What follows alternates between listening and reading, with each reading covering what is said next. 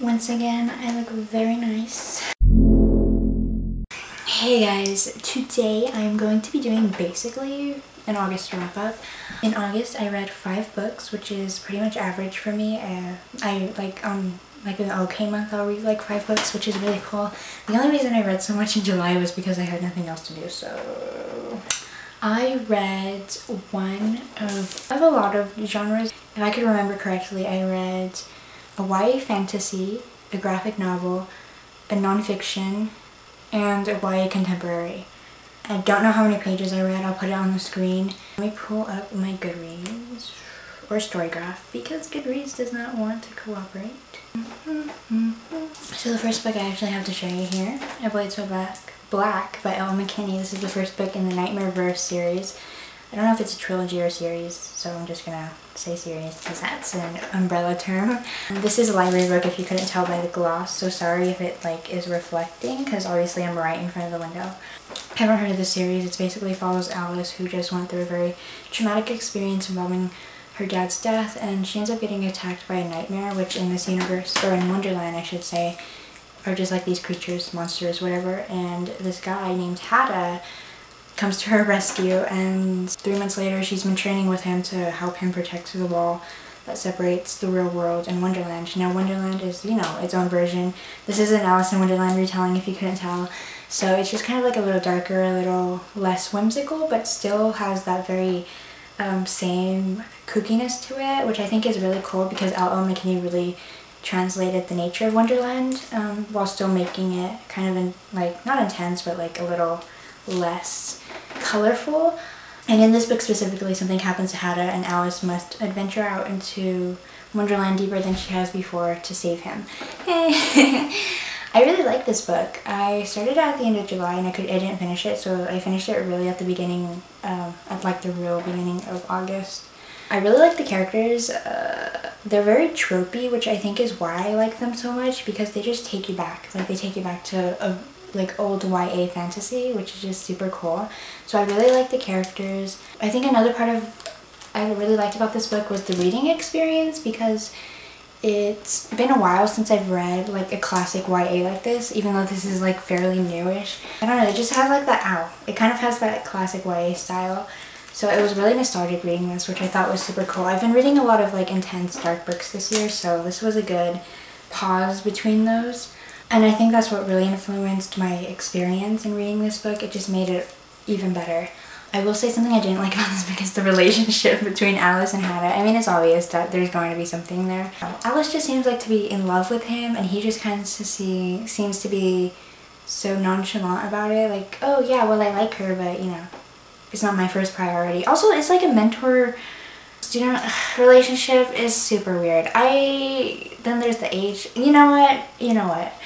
I'm just gonna let it happen because I know that's gonna become a big part of this series. So I'm gonna try and get past it. But the relationship is something I do have a problem with. Also, the fact that she does everything for him. Maybe I'm just like reading things wrong, but I'm totally here for her. Like, you know, kind of rebelling for her worried mother. Well, not really, but like, I wouldn't be so mad if she was doing it for the adventure, but to be honest, she didn't really even want to go into Wonderland. She was just really didn't want Hada to die, and here's the thing, I don't really care about Hada, so I was like, you're really going to disrespect your mom over and over again to save a boy who's like 100 years old. I gave this one 4 stars, and I'm super excited to continue on with the series. I'm really going to like the villains too, like the Black Knight, for example. I already love him, and I know I'm going to love the villainous queen. Ooh, it's going to be so good. It's going to be so good. And then next, I read a graphic novel. I read My Riot by, I think it's Emmett, Helen, and Rick Spears. Yeah. This is a graphic novel following the Riot Girl scene in the 90s when it was at its peak, of course. And we follow Val, who is our main character. She's a very kind of classic, conservative kind of teen. Conservative in that way that she's very hidden, very traditional, very, I don't know, all-American, if you will. She does ballet. She ends up meeting Kat, who is very much into the punk scene, and she introduces Val to the scene, really, the punk rock scene, and Val kind of breaks out of her shell and realizes what she really wants and how the life she's been living isn't really the one that she's satisfied with. This book has a lot of content warnings. I put them on the screen now for you guys if you want, because I feel like that's important more than me just putting them in the description box as I usually do. So content warnings on the screen. You'll see them there from now on. One of these content warnings is straight off the bat at the beginning of the book. First 15 pages, first 10 pages. I don't get triggered by those specific things, but it was intense to see because it's visually there, like it's really there. So just warning you, I know a lot of people try to prepare for that. That stuff is like right at the beginning. Besides that, I really liked it. The reason I read this or requested this from Matt Galley is because I am a Riot girl, kind of. Basically, that's like my subculture, I guess, that I identify with. So I thought it'd just be cool to kind of see it visually as a graphic novel because I feel like that would translate really well. And I really liked it. I liked Val's growth. I liked the supportiveness from her parents as well. Usually stories like this tend to have the parents be such anti-heroes that like, or not anti-heroes, but like antagonists that like you just end up hating them and there's just no connection. Like slowly they grew accustomed to Val's new tendencies, which I think was really cool. Like they just weren't jerks, which is all I hope for, you know? There's like a couple relationship stuff in here too. I really like that. And I love the conclusion most of all. It was very like overwhelmingly emotional, which I thought was pretty cool. So definitely pick this one up. It came out today actually as I'm filming this on the 8th of September. So check that one out because I think it has nice artwork too. Not my favorite, but it works for what the story was trying to give to you. That Riot girl goodness. Then I finished a book I needed to finish for school, which was Outliers by Malcolm Gladwell. This is like that book that every adult will tell you to read, and I was like, okay, fine, I guess I finally get to see what the big hype's about. I don't understand why every adult is obsessed with this book. I don't know, man, but something I did like about this book was the formatting of Gladwell giving you his claims. He would like do an antidote and then he would give you his claim and then he would give more antidotes. I think it was like accessible enough for the reader, which is probably the appeal of this book to a lot of people because it's easy-ish to understand. While he does use loaded language and loaded questions, it kind of is still very accessible. Do I agree with what he's saying though? I mean, not to get too into it because that's not what we're talking about, but yes, but no. More on the no side. Like, I understand what he's trying to say, but there's like so much more that he doesn't take into account, and then there's also like the cherry picking of the evidence and not even using evidence that really helps his claims. So I ended up giving it a 3.5.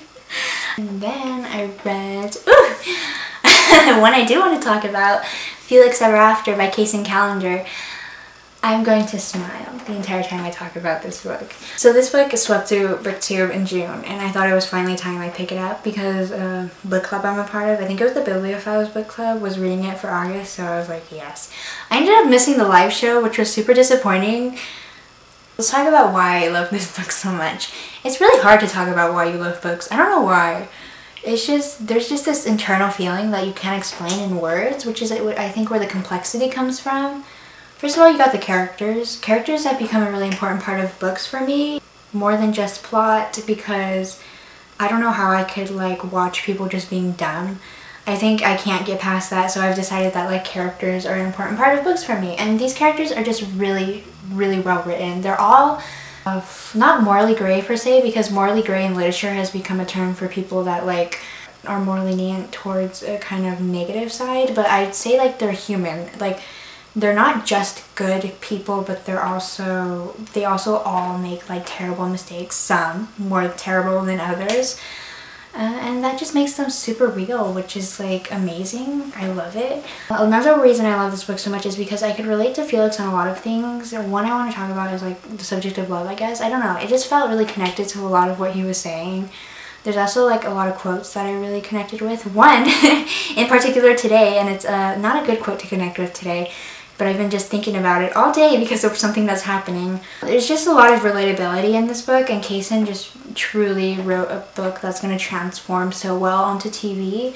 Like, I doubt anything's going to have to change. It's just going to go so well. Also, I really liked the setting. I've never read a book on the East Coast, surprisingly, and so to have like that Brooklyn, New York setting, it's just amazing. I love it. I love it. Also, I just want to let you know that for 3 of the books, The Blade So Black, My Riot, and Felix Ever After, I wrote reviews, so I'll link them down below, but definitely check them out. But now we are moving on to the last book I read in August. I literally finished this on the 31st, but that's A Spy in the House, the first book in the Agency series by Y.S. Lee. Yes, another library book, of course, that I can fortunately hold for you. But this is a very old YA series. I think this one came out in 2009, I want to say. So we're getting the very classic YA feel again, but not so much because this is kind of this is a historical fiction spy book. So in this book we follow Mary, who was saved from death by these women, and she ends up growing up in this school and becomes a very independent woman. This is Victorian London, by the way, for perspective and context. But she wants more from life, so she asks the woman, hey, yeah, I'm not satisfied. And they end up recruiting her into this spy agency, which Miss Grimshaw's Academy for, nope, that's not the name. But she gets like recruited, and in this book, she's just on a mission with like this guy, Thorold, who has some really sketchy business affairs that she has to figure out. And I really liked it. It was super fast paced. Well, I'd say more medium paced, but I got through each section that I marked fairly quickly, which was super cool. Something else that added to the pace of the book was that there was always something happening, so there was like no pause time, which was super nice. I really hate in books with this kind of nature when there is pause time, because I feel like it's super irrelevant. But this one, no, everything was happening one after the other.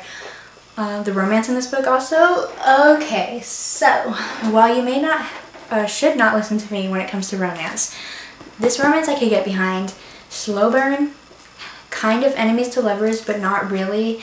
And I think it's gonna turn out really well. Ooh, and the conclusion, oh my god, in this book, it's just, I think I'm super excited to actually read about this romance, which is cool.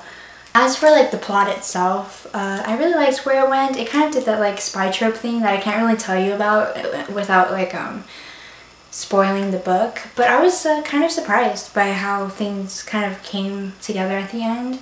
I just wasn't expecting it, which is super cool. This one I ended up giving a, I don't know, I'll put it on the screen. Thank you so much for watching. Make sure to subscribe, like the video, and comment down below how your August reading month went. I think that'd be cool to see how everybody's doing with like everything starting up again. I know a lot of people are starting up again in September mostly, but yeah, just comment down below.